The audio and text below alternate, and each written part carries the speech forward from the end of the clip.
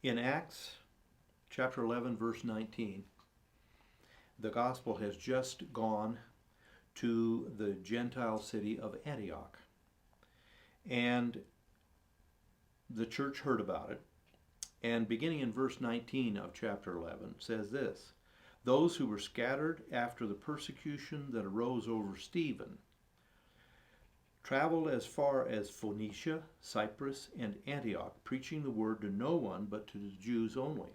But some of them were men from Cyprus, Cyrene, who, when they had come to Antioch, spoke to the Hellenists, or the Greeks, preaching the Lord Jesus. And the hand of the Lord was with them, and a great number believed and turned to the Lord. Then news of these things came to the ears of the church in Jerusalem, and they sent out Barnabas to go as far as Antioch.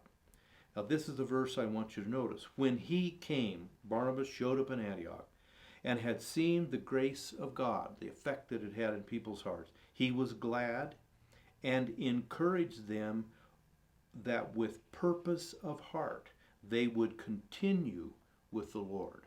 Now, purpose of heart means a strong decision and a strong will. And Dr. Richard Taylor, from some of his writings, gave this little series of thoughts on when to be strong-willed. Now, I need to just quickly say this. Strong-willed does not mean self-willed. Self-willed is the essence, really, of sin. And self-will, ironically, gives you anything but a strong will. It's a weak, unpredictable, inconsistent, soft will. This is a different issue. This is a strong determination to do certain things. Here's when Dr. Taylor says we should be strong-willed. 1, in our determination to go through with God at all costs, no matter what.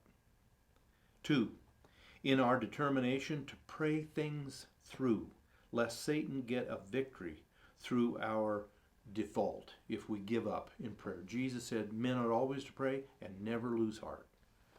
3rd, we should be strong-willed in our courageous stand for what is right and against what is clearly wrong. We're going to be called to do that and must do it. 4th, in sticking with a project which God has definitely called us to. Whatever assignment, whatever He wants me to do, I have to stick with it. There will be always opposition to whatever God calls us to do, and the devil will try to get us to quit.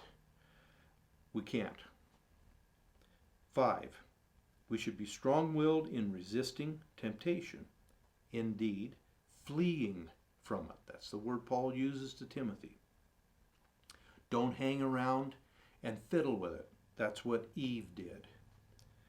6, we should be strong-willed in our determination to believe God in spite of feelings or circumstances.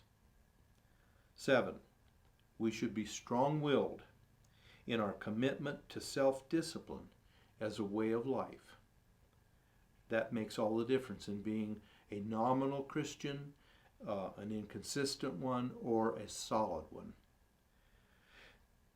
8, we should be strong-willed in the wise and prayerful disciplining of our children. They are our responsibility to turn them toward God with all the strength we have. To do that, we have to be strong-willed. Proverbs even says that you are to discipline a child, and it says, do not cease or give up because of his crying. It goes on and says, he will not die. In other words, if he's being spanked or whatever, it isn't going to kill him. In fact, it will kill him spiritually if we don't administer and faithfully discipline and train our children.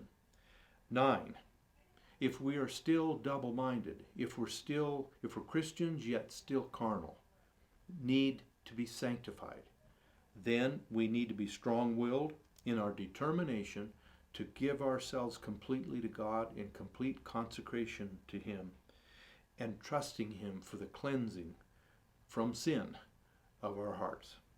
So be strong-willed, not self-willed, but strong-willed.